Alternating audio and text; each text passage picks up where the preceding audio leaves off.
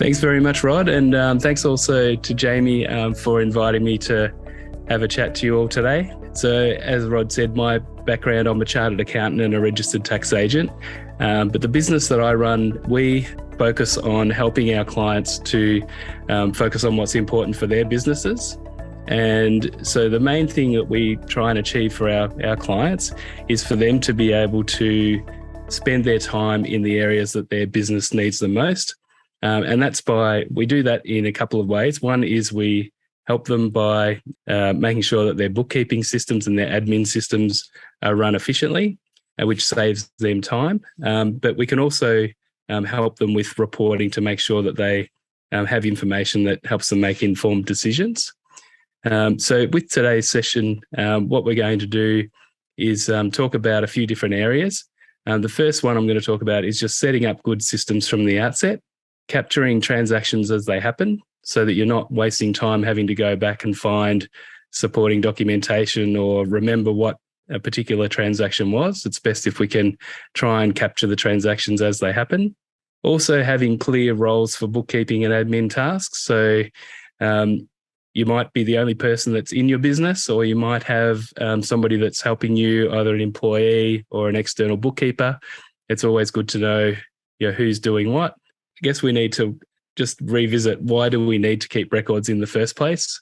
So obviously there's legal requirements, there's tax requirements, including GST, PAYG withholding, income tax, maybe FBT and payroll tax.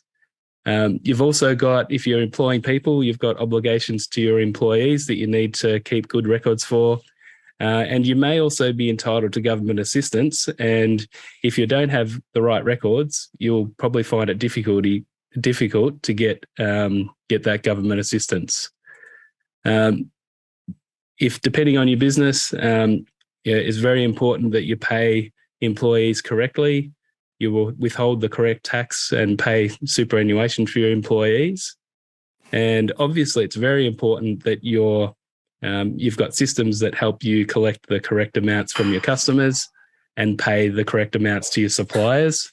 And it might seem a little bit simple, but you also need to be able to pay the correct supplier and ensure you're not paying somebody who is committing fraud and adjusting possibly your supplier's invoices before they get to you.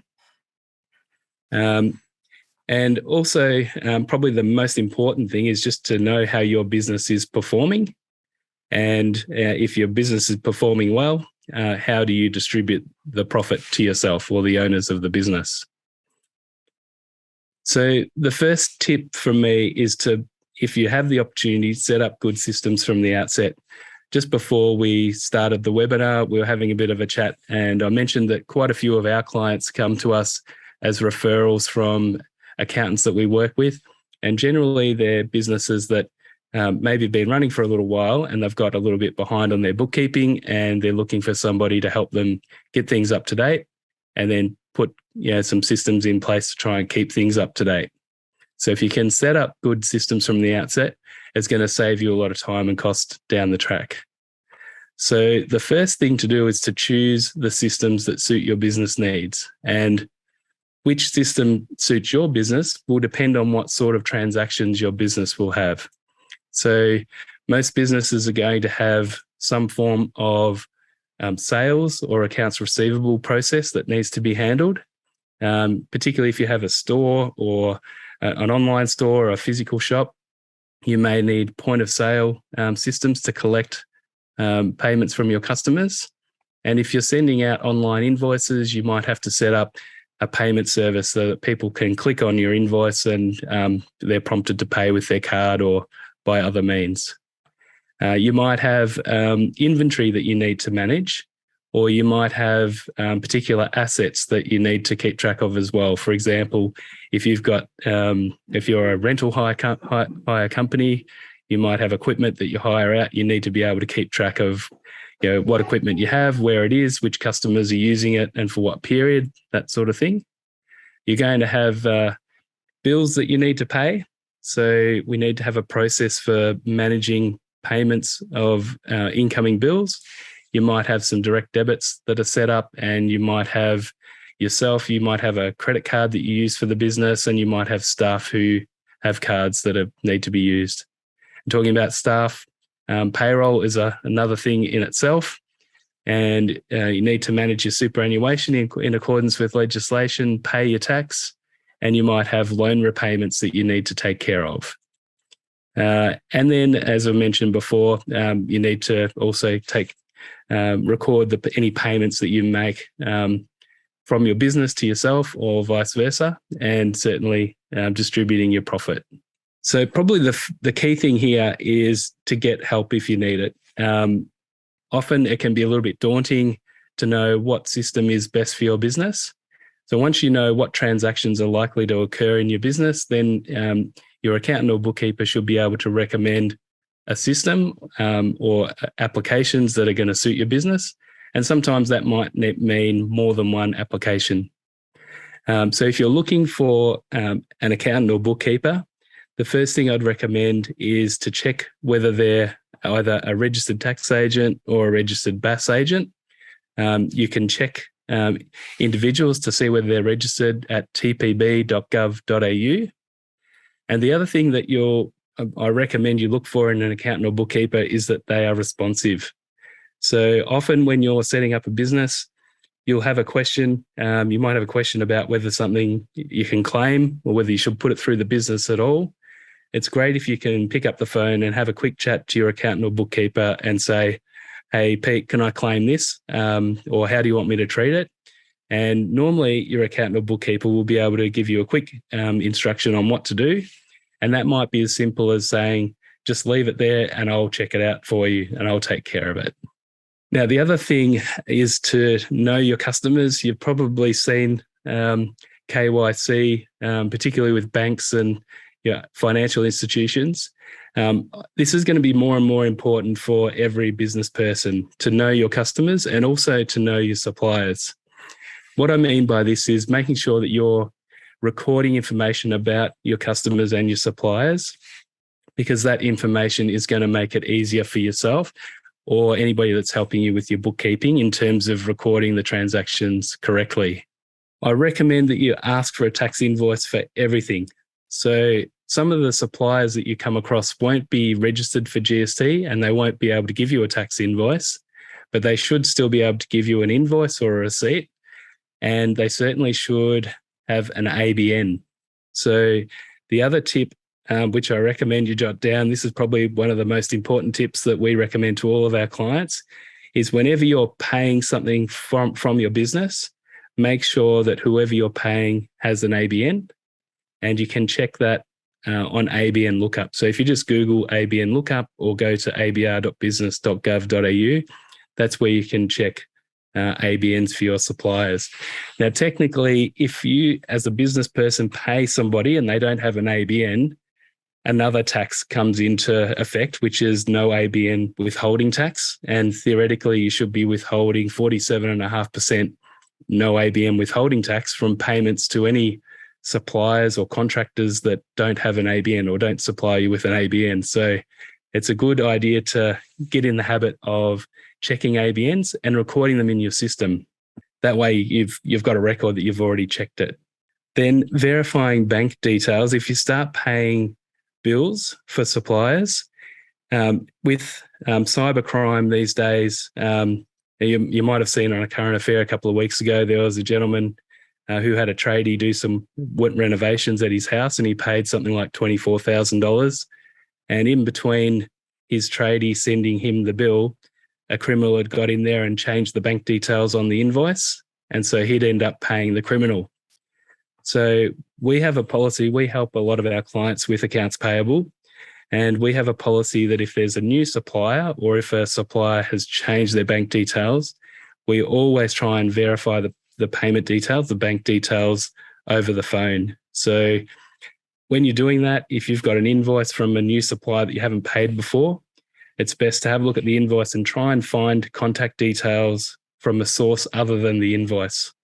So if you've got an invoice from, let's say, a carpenter and it's got their mobile number on there, don't call that mobile. Google them and try and find a number for them from somewhere else, because the criminals are smart enough to change the contact details as well. So once you've got your systems in place, they're going to support you in focusing your efforts where your business needs you most, and not focusing on bookkeeping, receipts, and tax invoices. It'll also support you to monitor the financial performance of your business.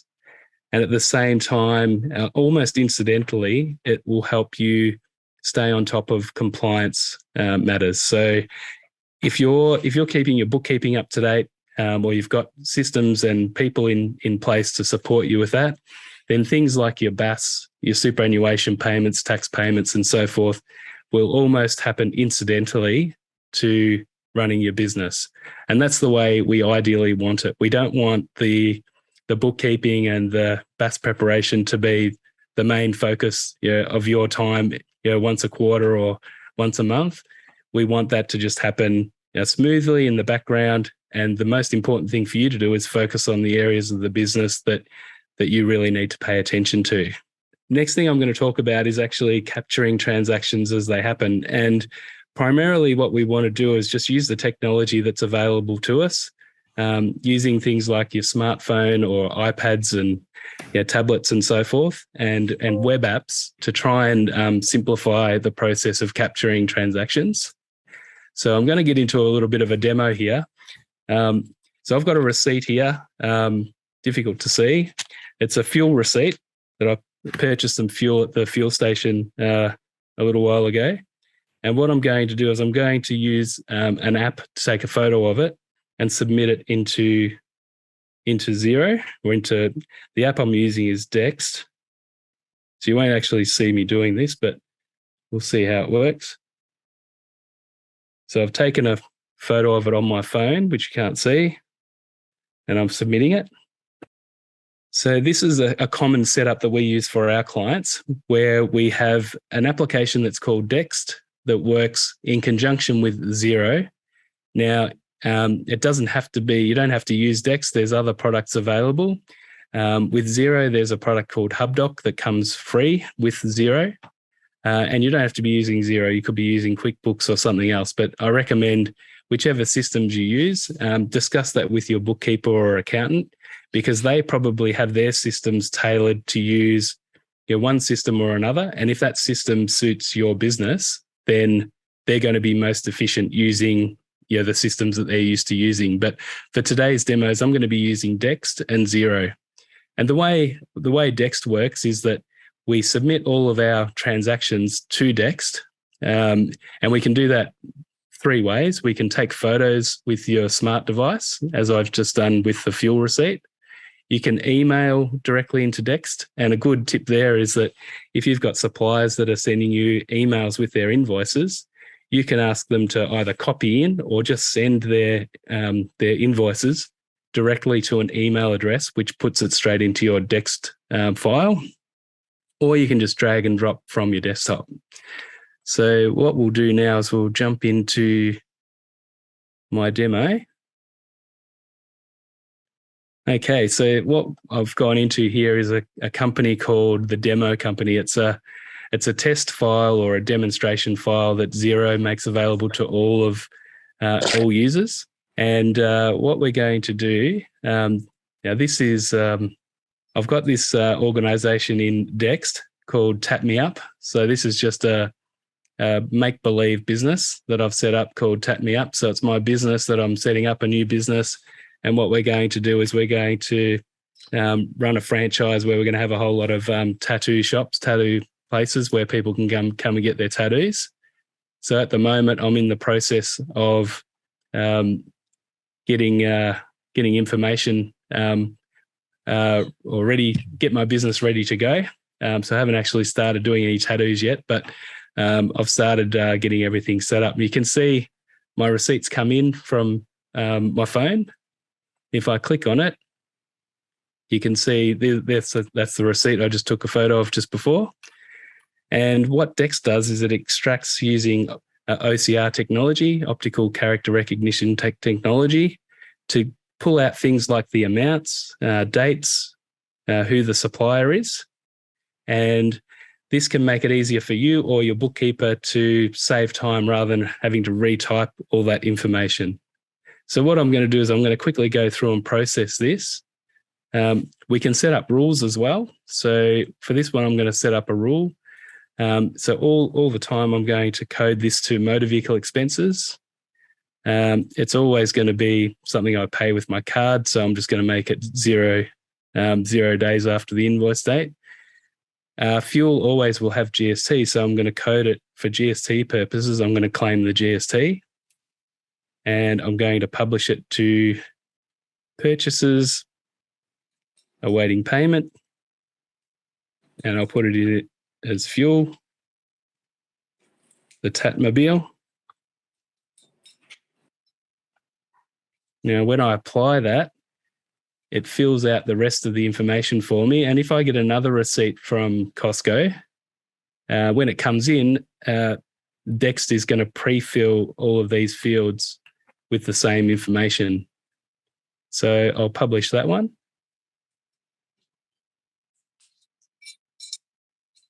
Now I'm going to go to the demo company. So with the demo company, what we're going to do is we're going to send some other invoices into Dext for Tap Me Up as well. So I've created some invoices already. So this invoice here, I've already sent through. So the demo company was helping my business Tap Me Up with some branding. And there's another invoice they haven't sent to me yet, which is this one here. That's the signage for my office. So what I'm going to do with this one, I'm going to print it. When I say print it, create a PDF of it. So this is the new PDF of that invoice. And this is an example of how we can drag and drop documents. So I'm just going to add documents under costs, and I can just drag and drop that new bill up into my files. Now, while we're waiting for that to process, I'm going to go back into here and we're going to raise a new invoice. So with Xero, it's very easy to create invoices for your customers. So there's a new invoice for Tap Me Up. We'll do it today's date. You can have different branding themes. So that's basically which like template you're using for your invoice with your logo and so forth. And let's say this might be for, let's say, brochures. So I'm going to do a bit of a mail out. What's that going to be? $500 plus GST. That'll do. So I'll approve that one. And in this time, instead of downloading it and uploading it into my Dext file, I'm going to email it. So I've got my Tap Me Up Dext email in address here. Now, when you're doing this, it has to come in as a PDF attachment. So sometimes you'll get emails from suppliers where you have to click on a link to download a bill. If that happens, then you need to download the bill before you submit it to Dext. But in that case, I would ask your supplier to make sure they're sending you a PDF invoice. And most systems give them that opportunity. They just might not have the setting turned on to add a PDF attachment. So I'm going to send that one. So now from the demo company, that's my Tap Me Up supplier, I'm going back into Dext. And let's have a look at in processing. So if so what happens is when the document is submitted, it goes into Dext, and Dext goes through the process of processing the transaction and extracting all the information. And then when it's extracted the information, it'll appear in the inbox. So we've got this one here, which is the one that I uploaded, signage for the office. And this is one where I've already set up a rule. So it's already coding it to advertising. It's saying that it's my description is defaulting to marketing. I'm just going to add signage for office.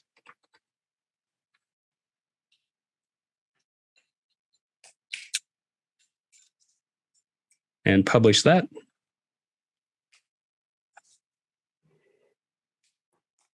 And you can see this is the one that I've sent in via email. So this one is still processing, queued for extraction, and it's telling me that there's less than 3 hours for this to be processed. Now, we don't have 3 hours to wait for that to happen, so I'm just going to move this one to the inbox. What this means is that not all the information might have been extracted yet. So there's our invoice that we just created with the brochures. And it looks like Dext has already extracted most of the information. It's got the due date as well. So this time I'm going to change the description to be brochures. And we'll publish that one as well.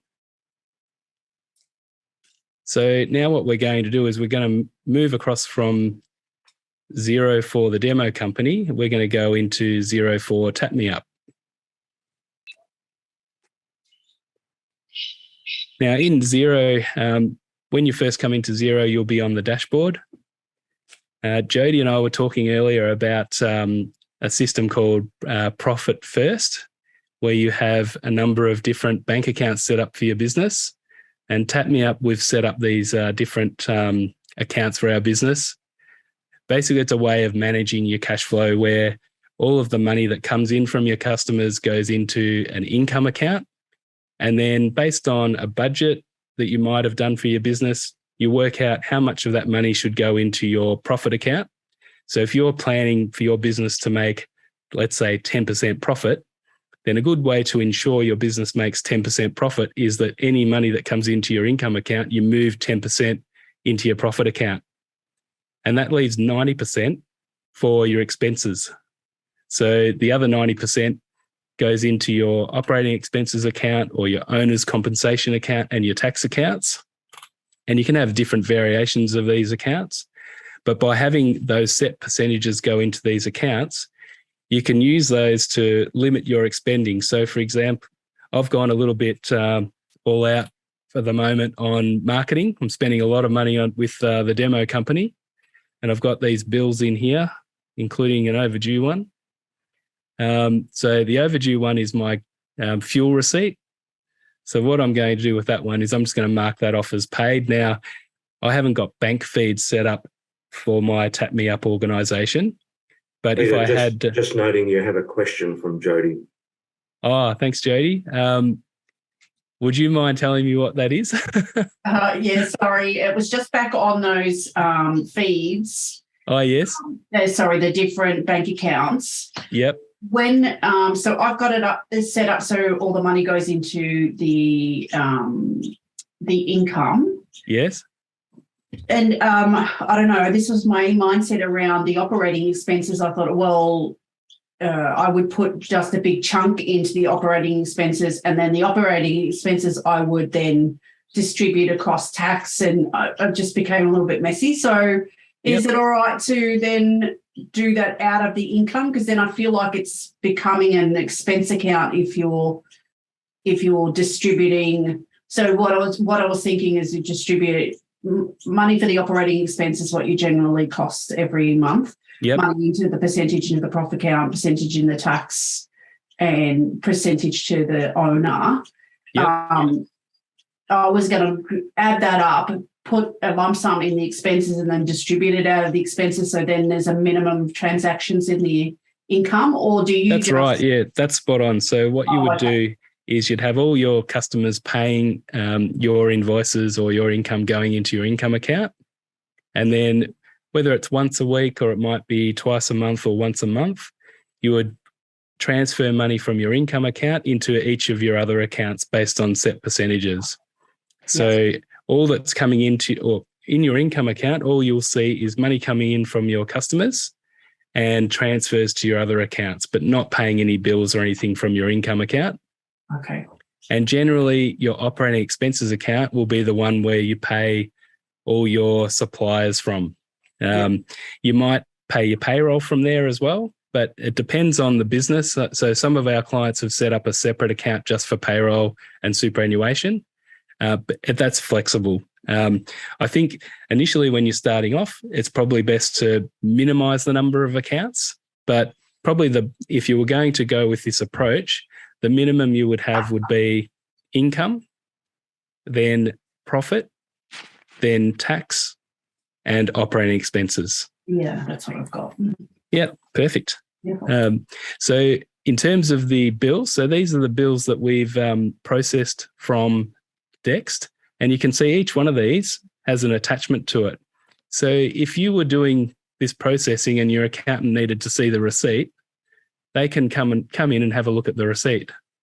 And this is a big time saver for us. Like, for example, some expenses like your car registration, insurances and so forth. If you're buying supplies from Woolies or Coles, Aldi, they'll generally be mixed supplies. So you might be buying tea and coffee and milk for the tea room, but you might also buying cleaning supplies.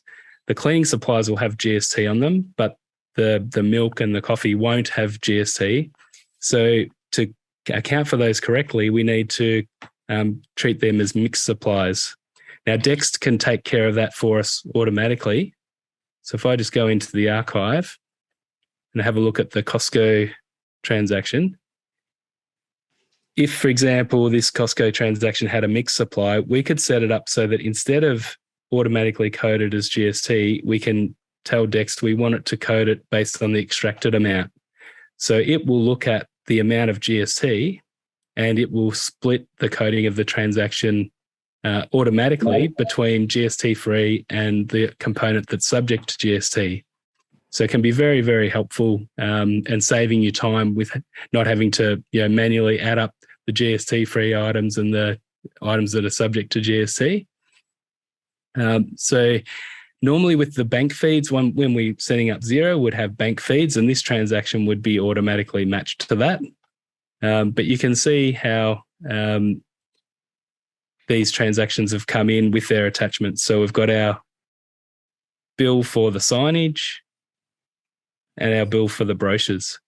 So if you might be doing your own bookkeeping, or you've got a bookkeeper doing your bookkeeping, but then you've got another accountant who comes in and helps you with your income tax return. If you're using a system like this, they've got all the paperwork that they need.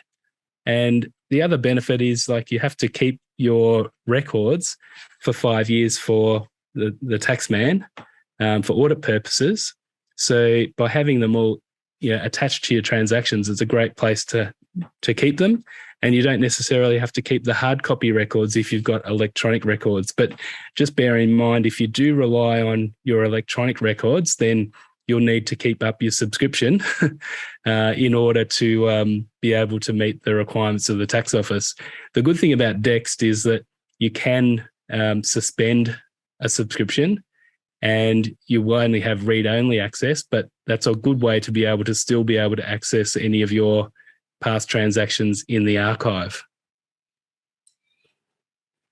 Does anybody have any questions on that so far? Yeah, I do, Peter. So my bookkeeper just does my bookkeeping purely from my bank statements and doesn't ask me to upload any receipts. So is that a concern, or look, I just keep them all? Yeah, look, somewhere? I would say it's as long as you're keeping them, then that's a primary thing, that you've got those records. In the event of an audit, you're able to produce those records. Yes. However, some of those receipts, if they have mixed supplies from a GST point of view, then if your accountant or bookkeeper is just looking at the transaction on the bank statement, there's no way for them to tell how much GST is included. And I say I have a lot of clients in the building industry, and they're often purchasing from 7-Eleven or BP or whatever it might be. And I ask them to keep their receipts, and we don't have always have 100% compliance with that. But if the ATO comes and they say, okay, you can see you've spent $120 at 7-Eleven, how do we know that that's all fuel, or is there cigarettes included? So my advice is always have a receipt, get tax invoices for everything, including 7-Eleven. I'll often ask you whether you want a tax invoice, and if they don't ask them, say, could I get the tax invoice, please? And the tax invoice is different to the FPOS receipt. It's probably best to get both, but always ask for tax invoices. And I would recommend, Julie, have a chat to your bookkeeper and just ask them the question, like, is it worthwhile us setting up a system where I can provide all of my supporting documentation to you so that you can attach it to my Xero file? Okay. And is it harder for a bookkeeper if you've got multiple accounts, like you suggested, to manage those if you're transferring from one to the other and they're just doing everything off bank statements? How do they manage? Yeah, not really. Not really. So if they set up bank feeds for the transactions, I might just go into the demo company for this this part, if I can.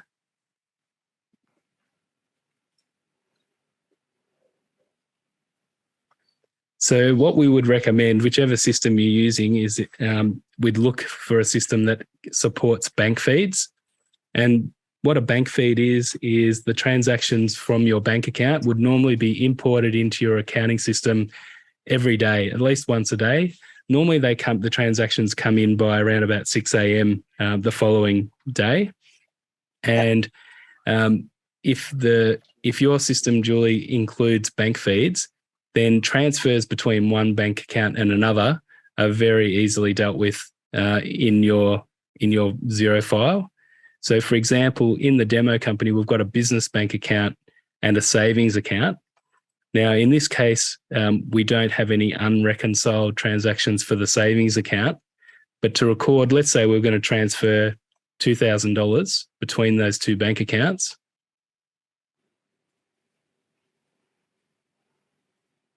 We can enter the transaction manually, just like that.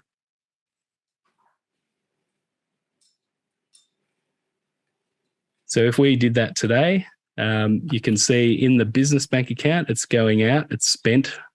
And then if we go across to the savings account, it's now showing as received in the savings account. And then theoretically tomorrow morning, the bank feed would update. And when we come to our the reconcile page, we'll have a green match for both of these transactions. Right. Okay. So very easy. And particularly with, I guess, the profit first approach, where we have everything coming into the income account from our customers and then dispersing that to the different accounts, you can set up bank rules so that when Xero sees, you might have a description that you put on your transfers to the profit account that might just have income to profit. And you can set up a rule in Xero that will read that and automatically create a transfer for you. So it becomes very, very easy. Right. Okay. Thank you. You're welcome. Now, I mentioned before about checking ABNs. So what I might do at the moment is just go quickly show you the ABN lookup. Most of you would have seen this website, but if you don't, I recommend you put it in your favorites, put it on your bookmarks bar so you can quickly look at it. So if I wanted to check whether I've got an ABN for my business, I can search on the name or you can search the ABN. It's a good idea if you've got an invoice or a bill from one of your suppliers to actually copy the ABN and check the ABN. So you can see this is my business name and my ABN. And this has got some good information, particularly for your bookkeeper.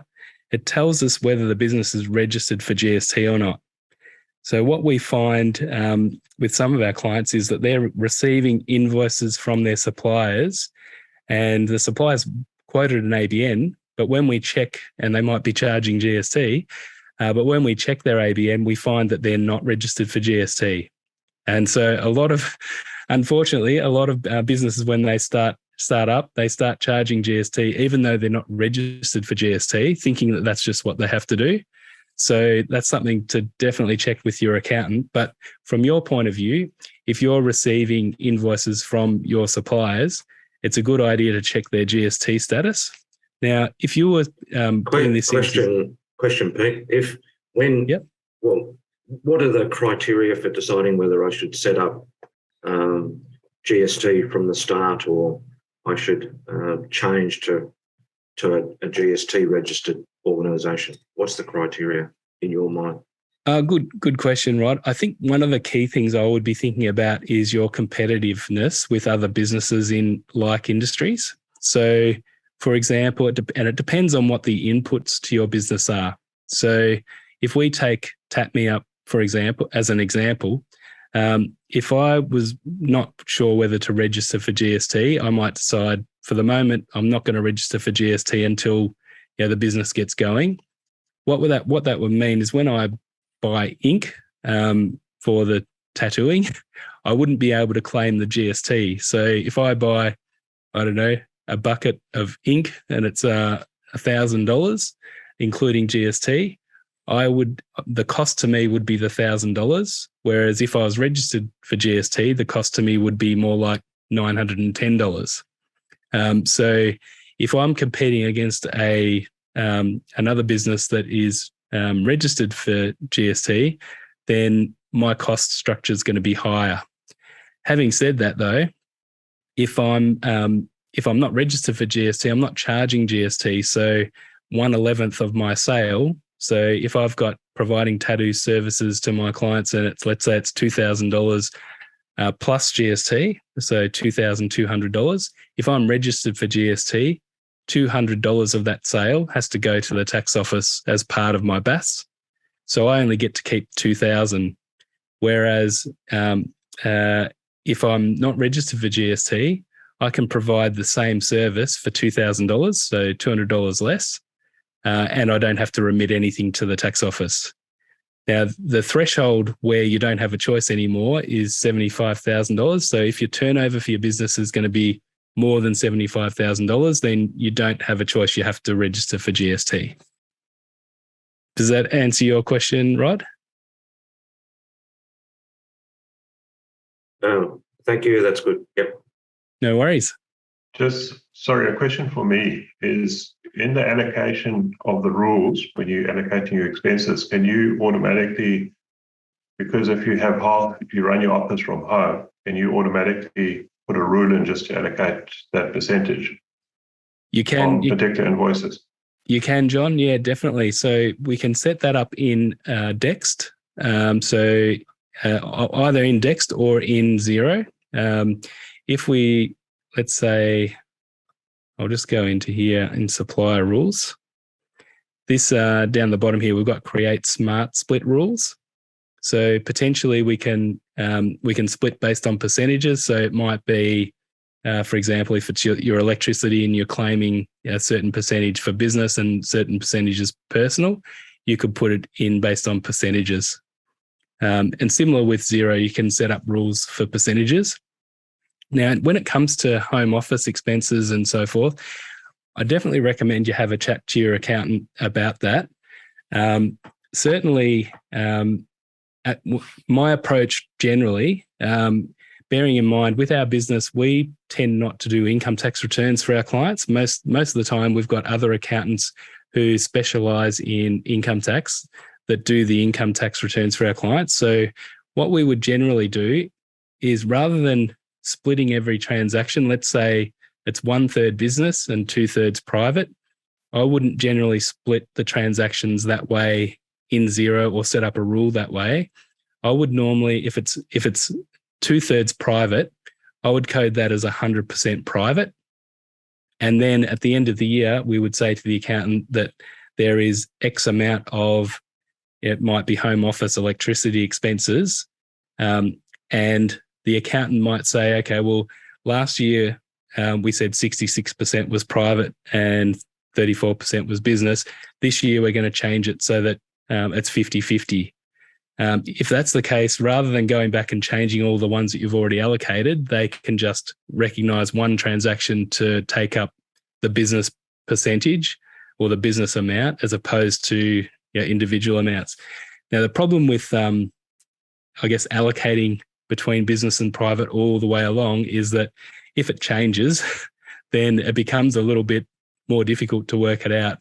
I prefer myself to just know the total that I've spent on, for example, electricity, and then at the end of the year, allocate it between the two. But if it's primarily business, on the other hand, I would allocate it 100% to business, and then at the end of the year, adjust out the personal percentage.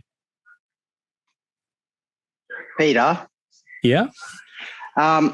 Question with GST. So as an example, I am not, well, not as an example, but I'm not registered for GST. So let's say that in the next 6 months, my income goes up to that $75,000 mark. Yes. Then I have to register for GST clearly. Yes. And is it only then that you start paying GST on what you earn, or does that then go back to the year or the time previous? It's effective from when you register, or when you were required to register. So, for example, if you're under the 75,000 threshold and you know you're about to go over, it would be best to touch base with your accountant and organise for yourself to be registered for GST. If, let's say, you go over the threshold and you trade for that way for several months, then the ATO's rule is that you have to go back from when you were required to be registered. Yeah. Yep. So in my example here, I was registered from the 3rd of March, which is when my business started, incidentally. However, it would have, if I had have not registered initially from when I started the business, I would have had to have registered as soon as I knew I was going to exceed the threshold. Otherwise, the ATO would expect me to go back and register. Yeah, and then on the other hand, if you registered at the start, you've earned you've earned less than $75,000 for the year, even though you've been paying your GST. Yeah. What happens in that instance? In that case, it's just business as usual. You're registered for GST, and you should have been recording the GST on both, the purchases that you make for your business and the sales that you make. If you decide that you no longer want to be registered for GST, then you can cancel your registration. But that cancellation will only take effect from that point in time, not retrospectively. So for somebody who's earning $74,000 a year, as opposed to somebody who's earning $78,000 a year, there's a big 10% slap in profits for the sake that you've earned $5,000 more than what you should have.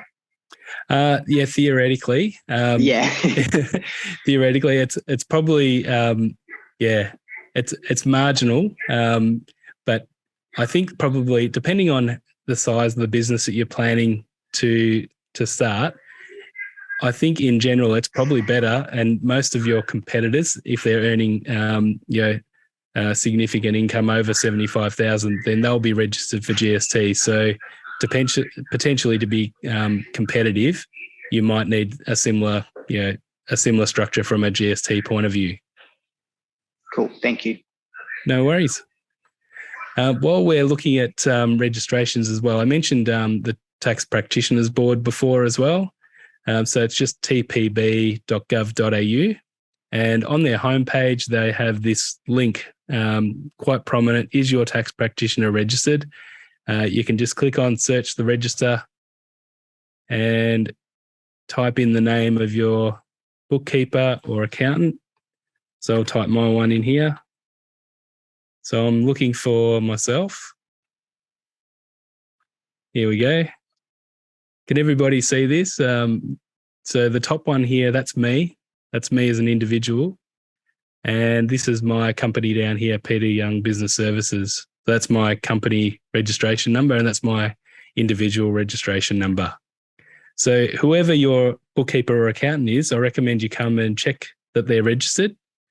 It just gives you another layer of confidence that the person knows what they're talking about.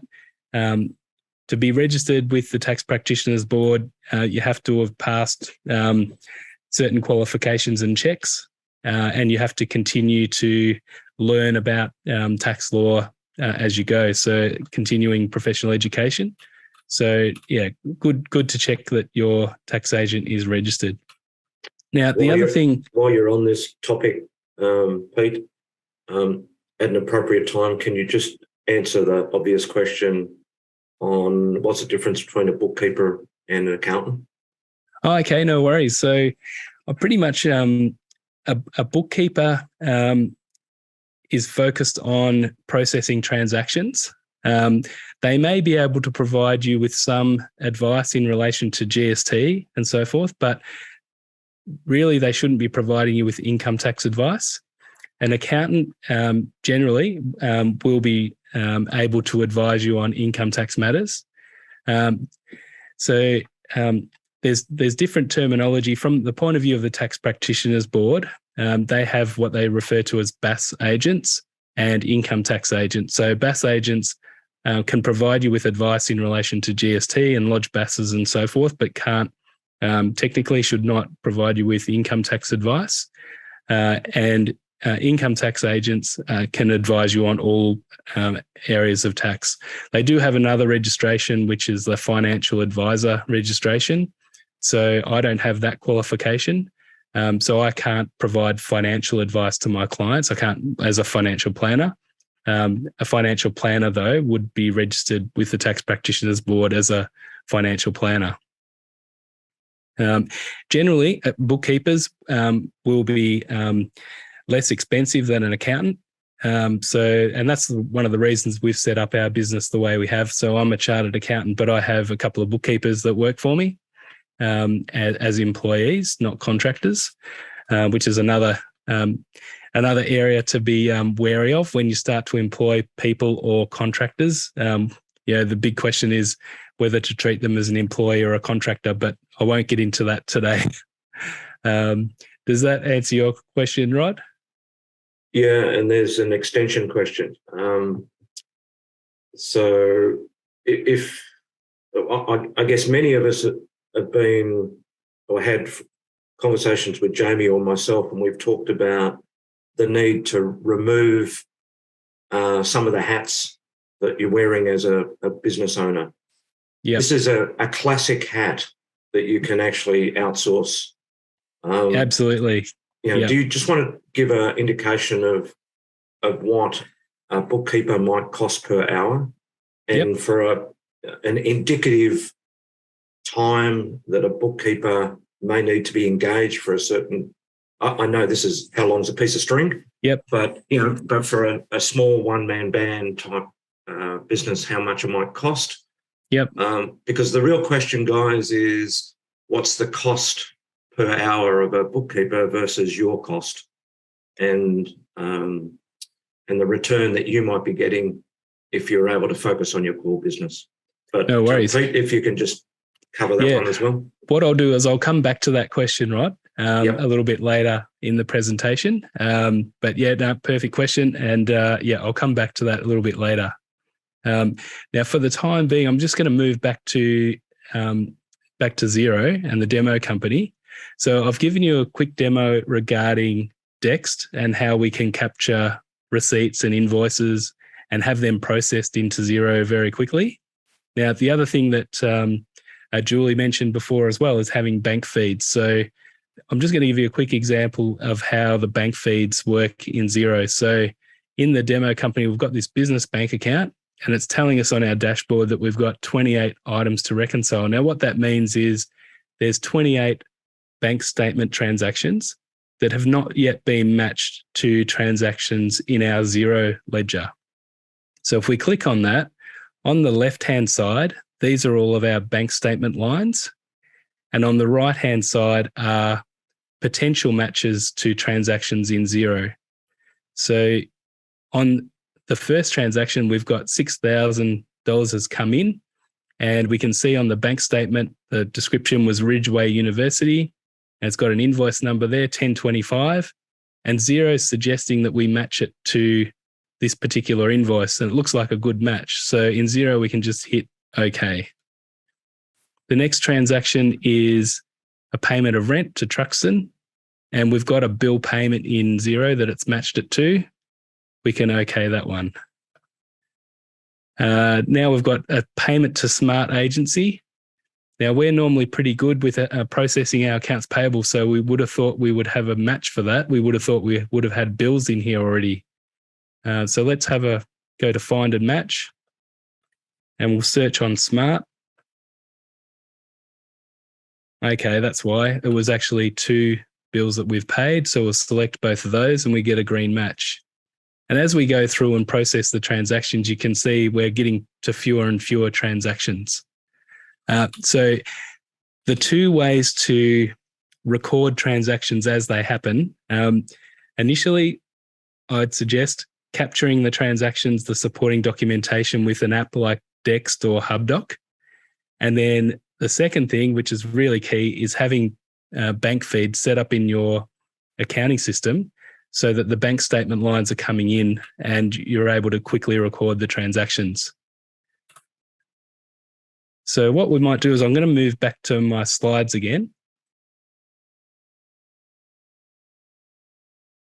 This is where we get onto your question, Rod. So the third part of the presentation today is talking about having clear roles for bookkeeping and admin tasks.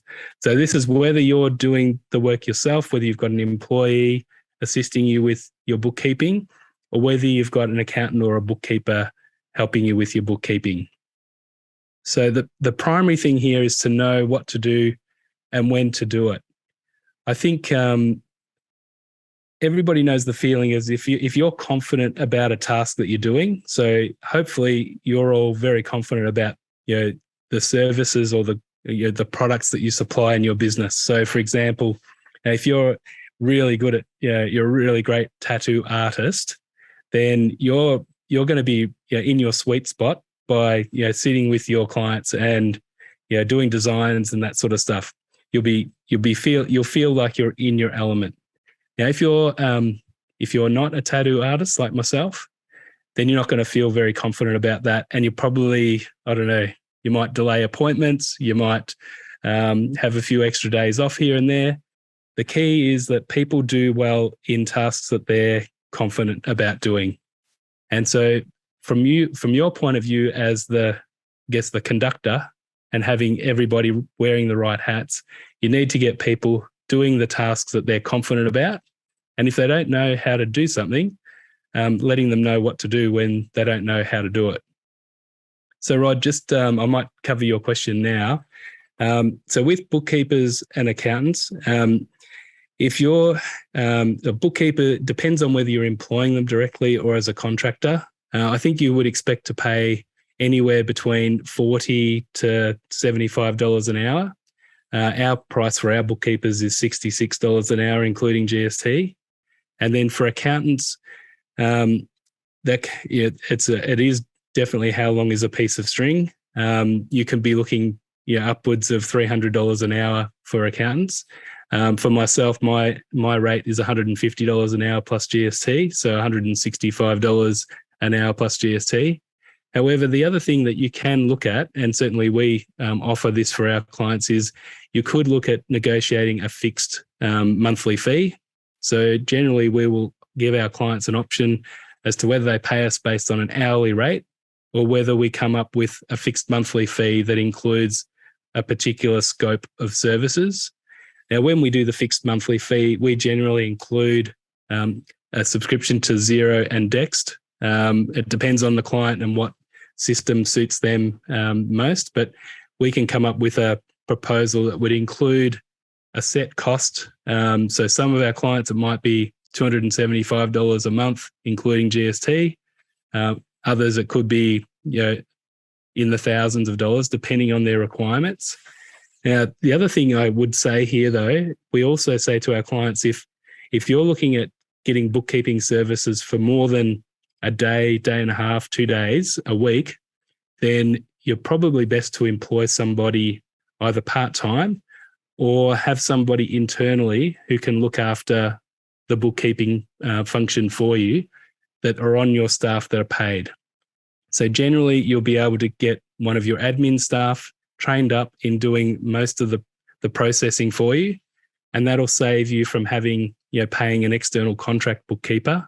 But certainly, depending on the number of transactions, if you're only looking at, say, between 4 hours a week up to 4 hours a week, maybe 6 hours a week, then using an external bookkeeper can be cost effective.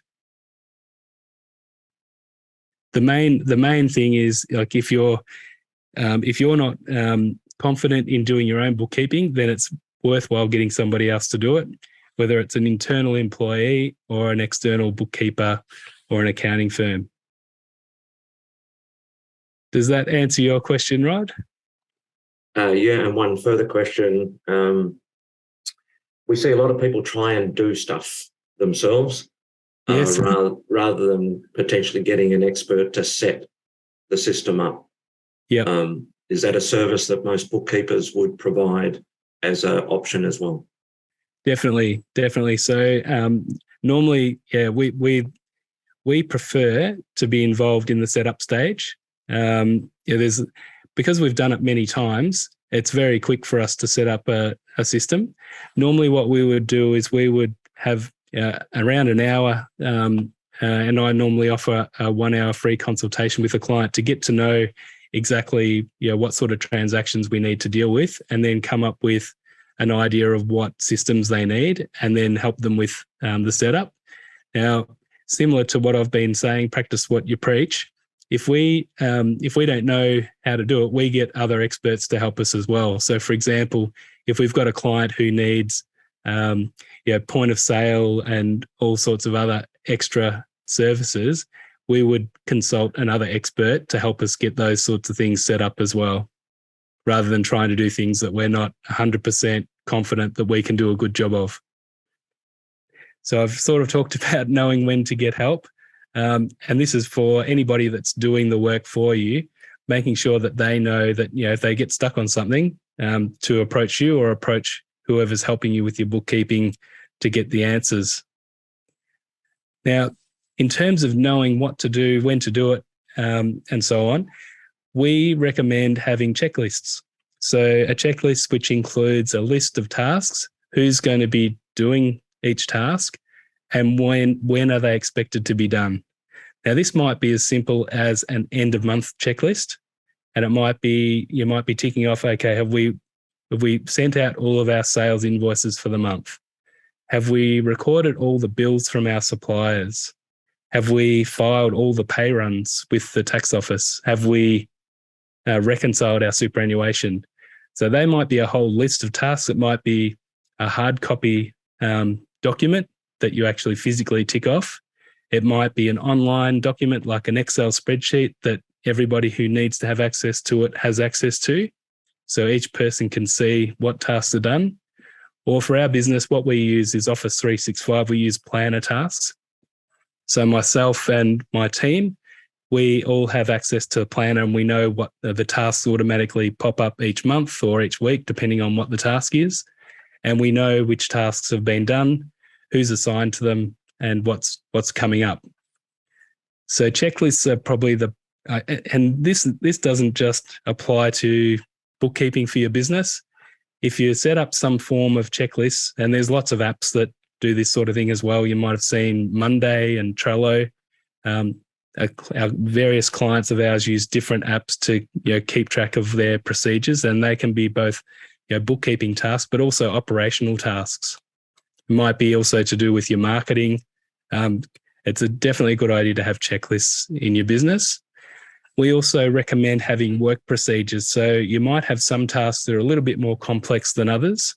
So on your checklist, there might be a whole lot of tasks that don't have an associated work procedure, but the more complex ones will have either a written procedure or a screen recording or a video showing you how to do the task or how it's been done in the past, or a combination of both. Now, we do this for our clients as well. So a lot of our clients have either staff or the business owners themselves will be doing their own bookkeeping. For the more complex tasks, we'll do a screen recording for them and show them this is how to do it. So it might be they might get a lot of payments from their customers through PayPal, and there's a particular way that we need to account for those transactions. There might be different currencies involved, that sort of thing. We can set up work procedures and screen recordings to help them with what they need to do. And then probably the most important thing for you as the business owner is to have a review process.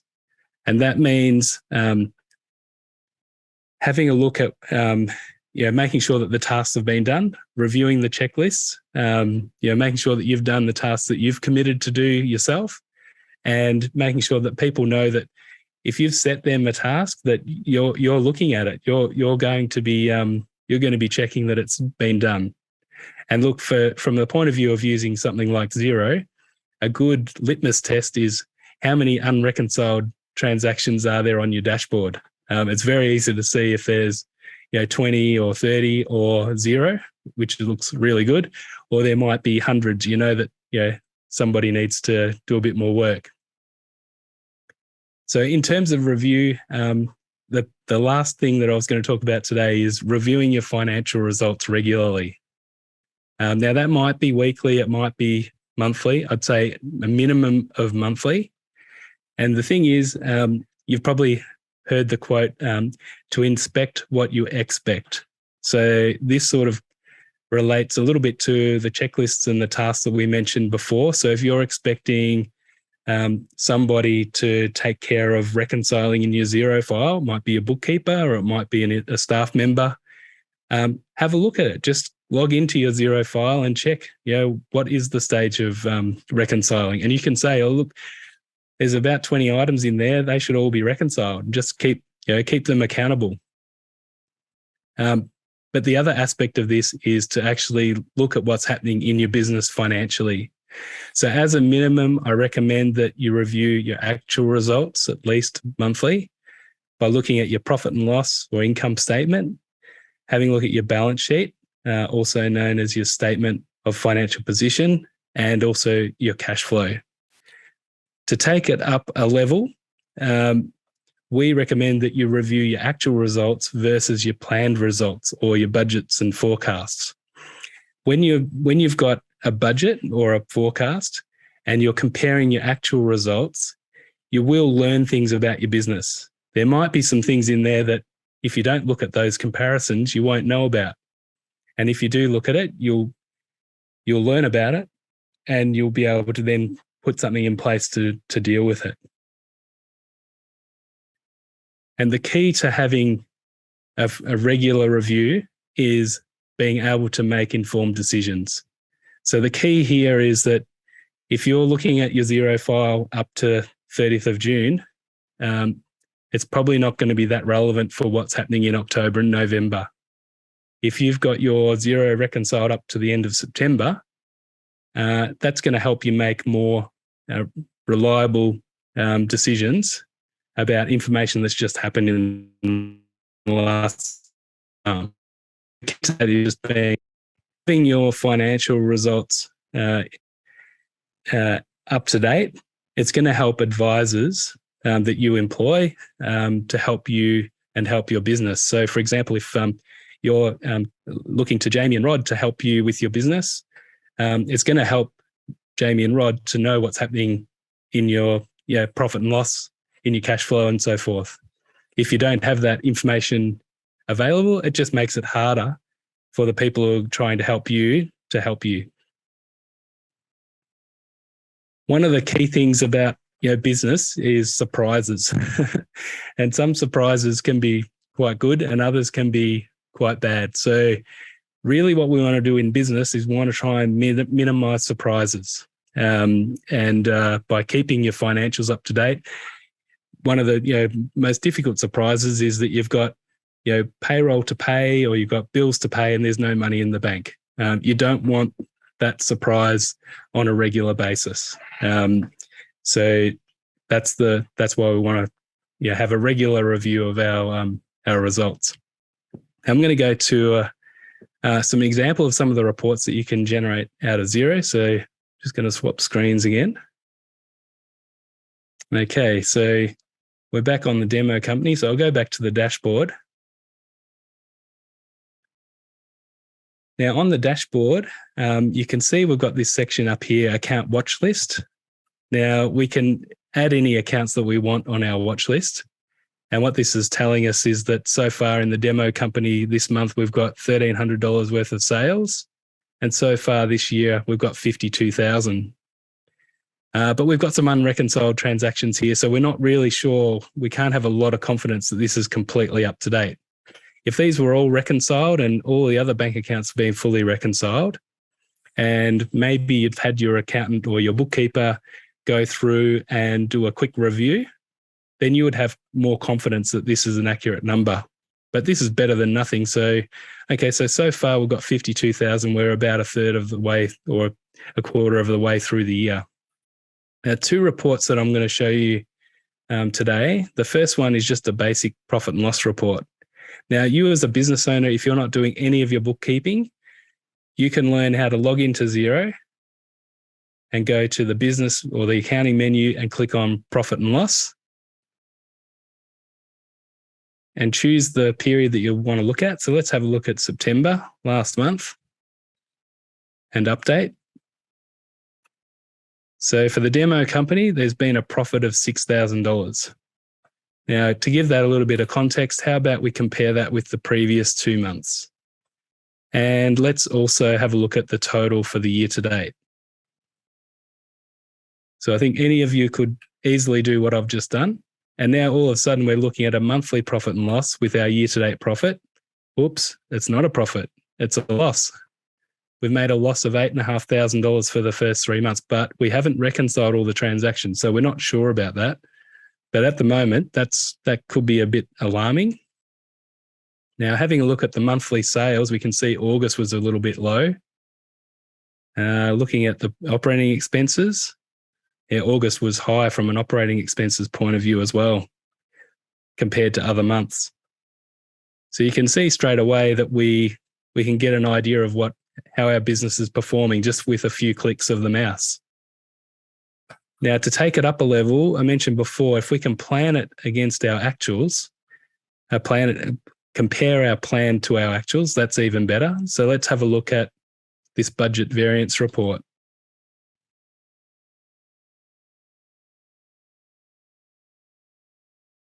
So we'll have a look at September 1st, last month, update. Now, what this report is showing us, the first 4 columns, September overall budget, variance and variance, that's just for the month of September. And then the next 4 columns are for the year to date. So you can see down the bottom in the year to date column, we've got $8,454 loss. I'll go back to the other profit and loss we were looking at. And you can see that matches our year-to-date loss on our first report. And we look at the monthly report. So the second column, September 2002, the profit there is $6,082. That matches our first report as well for the month of September, $6,082. Now, going back to the budget variance, we can see at a glance that our sales for September were nearly $3,000 higher than our budget. That's good. And down the bottom, we can see our expenses were $4,000 less than our budget. And that seems good as well. It looks like the largest variance on our expenses was our wages and salaries. So we'd probably need to know why that is. That might be because we were planning to recruit somebody to help us with our sales and we're still looking for that person. That's the only reason that our wages and salaries are less. Let's have a look. Now, we saw August wasn't very good, so we can quickly go back and compare August to our budget as well.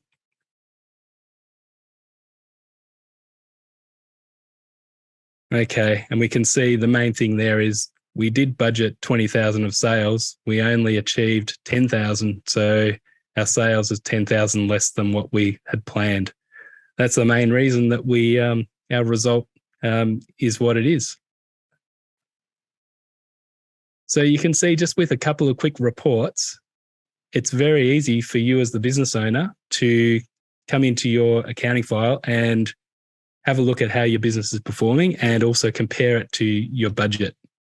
So your bookkeeper or accountant can help you with this sort of thing.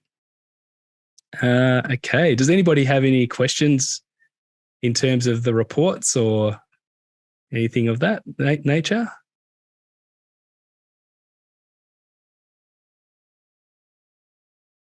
No? Okay, no worries. I'll go back to my slides again now.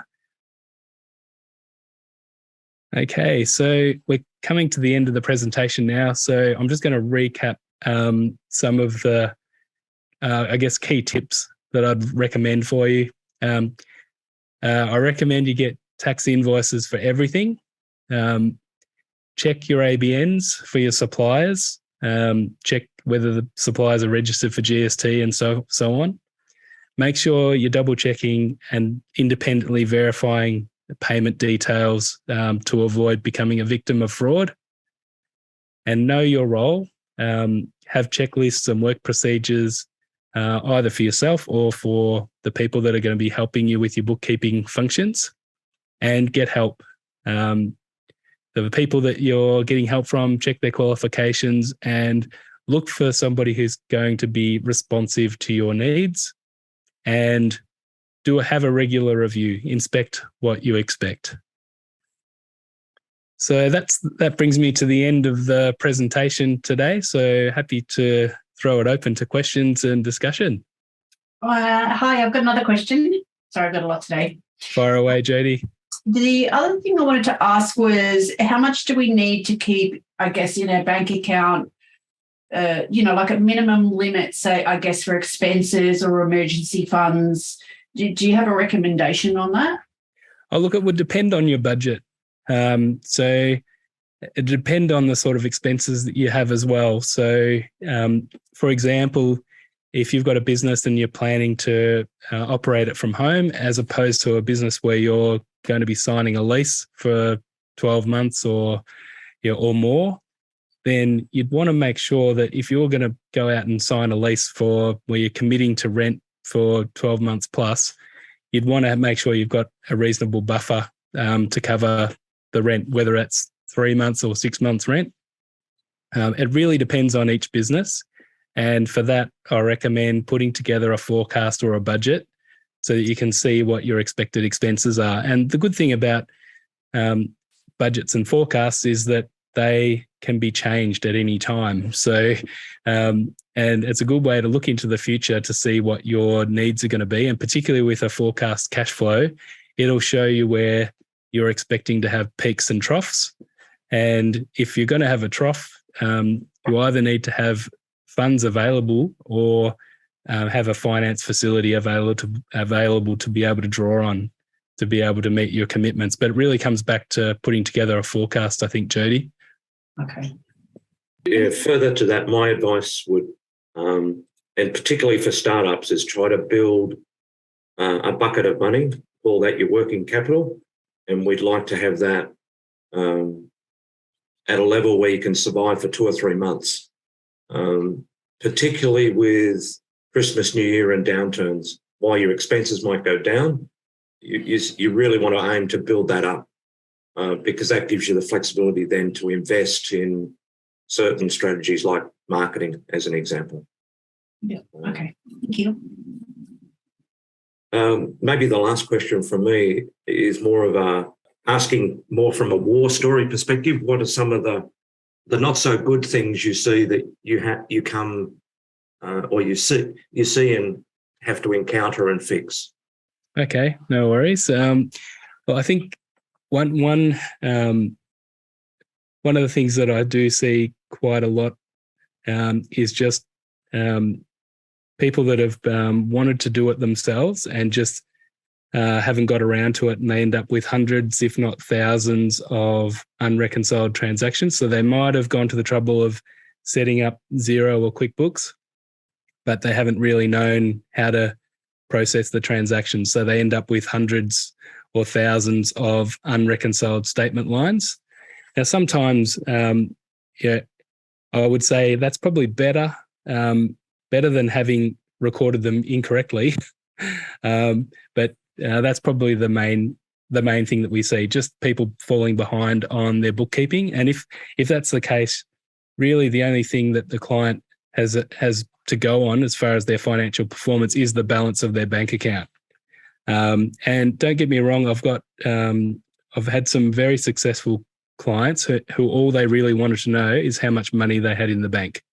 And they weren't interested in budgets and reports. They were just interested in the amount of money that was in the bank. But I have to say they had really good businesses with managers in place who were looking at the things that they didn't have to. So I guess I guess I couldn't recommend strongly enough is that if you can't do it yourself, then get some help so that it doesn't get out of hand like that. Try and get somebody in to help you as soon as possible. It is very easy. Once things are up to date, it's very easy to keep it up to date. And then as things happen, as transactions happen, or there might be a slight change in your business, those things can be addressed pretty much straight away, and your systems and procedures can be, or your checklists updated, and you can start taking care of them, pretty much as the transactions happen as well.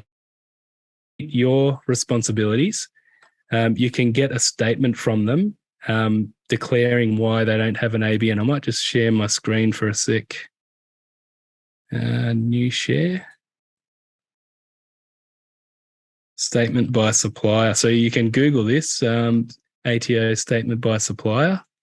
So if a supplier doesn't have an ABN, you can get this form completed by them. And so these are the reasons that they might not, so legitimate reasons as to why they may not need to have an ABN. So I think what's going to happen, some businesses, and some of you might already have heard about taxable payments annual reports. So this is a taxable payments annual reports, or TPARs, reports that started off being a requirement in the construction industry. So every 12 months, any builders or any entities in the construction industry have to lodge a taxable payments annual report with the ATO, and it lists any payments they've made to contractors during the financial year, and it has to list the name of the contractor, their ABN, their address, the amount that they've paid, and any GST that's been claimed on amounts paid to those contractors. And initially it was just the building industry, but the ATO has broadened it to cover more industries. So the IT industry is now covered, couriers. So eventually the taxable payments annual report, I'd expect, will be a requirement for every business. And what it means is that businesses are going to have to be accountable for the payments that they make. And if you make a payment to somebody that doesn't have an ABN, then you'll need to explain that to the ATO. And particularly if you haven't withheld no ABN withholding tax. And the other thing is, if you've claimed GST on a payment to one of those contractors, you'll have to make sure that they're registered for GST. So if the ATO checks the taxable payments annual report, you've claimed GST for a particular supplier, but the ATO can quickly data match that and find out whether they're registered or not. If they're not registered, you as the payer will get a letter from the ATO to say, look, this person's not registered for GST. Why did you claim GST? So I think probably, so some suppliers won't be registered for GST, partly because they don't even have an ABN. And that might be because they're not running a business. And if they're not running a business, then to cover your compliance obligations, it's a good idea to get this form filled out by your supplier. So it might be somebody that you've bought cupcakes from for a promotional activity, and the person that you bought the cupcakes from might be your neighbour. They don't run a business. They're just doing that as a hobby. Then you can get them to fill this out for you. So they would tick this box here. This will just cover off if the ATO comes to you and you've paid a number of payments and you don't have a tax invoice from the person because they're not registered for GST. You don't have an ABN on. They might have written out an invoice for you, but they might not have an ABN on it. Then as long as you've got this document to go with it and the supplier's signed it off for you, then you've mitigated any risk that you have for not withholding no ABN withholding tax. Yeah. How about the overseas suppliers? Yeah, overseas suppliers. This also applies to overseas suppliers. So if you have overseas suppliers and they're not registered for GST, overseas suppliers normally don't have to register for GST if they're not carrying on a business within Australia, and they would have to tick this box here. But technically, so when we do the taxable payments annual report for our clients, if they're paying contractors overseas, and for example, it might be a builder who's using somebody to do some design work or some engineering from overseas, we have to include them on our taxable payments annual report. Now, if they're overseas and they're not carrying on a business in Australia, they might be, say, in India or the UK, something like that, the US, wherever they might be. If they're not carrying on a business in Australia, then they're not entitled to have an ABN. So you should get this form from them, and they should tick this box and sign it off for you. I think overseas suppliers, that's a really good question. I think this is going to be becoming an area for more and more focus from the ATO and from the government. So going back probably about 6 years ago now, what was happening is a lot of the big businesses, the Googles and Apples, weren't charging GST. They were using entities in Singapore and other offshore companies to supply into Australia GST free. But the ATO, or the government really, and through the ATO, has now required a lot of those businesses who are carrying on businesses within Australia to register for GST. Now, the other thing is, on overseas suppliers, you might be paying somebody overseas.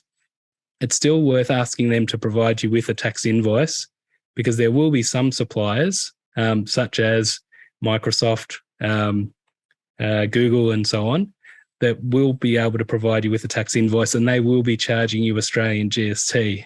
And it depends on each supplier or contractor as to whether they're registered for GST. But if you're in the habit of asking for a tax invoices for every payment that you make, then you'll be able to address this. So the first step, ask for the tax invoice, see what they provide you. They might not be able to give you a tax invoice because they might not be registered for GST. And if they can't give you an invoice with an ABN, then ask them to fill out this form for you. What we've been through today is about capturing the transactions as they happen, primarily. And the idea of it is that once you've captured those transactions, I'll just go back to Xero. Xero, once all the transactions are recorded, then Xero has the report, and all accounting systems do have a report available for you to prepare your BAS. So as long as all the transactions have been recorded, then the next step of actually preparing the BAS and lodging it is very straightforward. Now, if you don't know how to lodge or prepare your BAS, then that's a great indicator to ask for help. Now, it might be a case that if you want to do your own BAS, you can, but get some help to do the first one or two. And then after that, the bits that you're not comfortable with or confident about, it'd be good to have a screen recording or a work procedure set up for yourself. Then from then on, you might be fine and confident to be able to lodge your own BASs. But in the meantime, that's something I'd definitely recommend you get help with.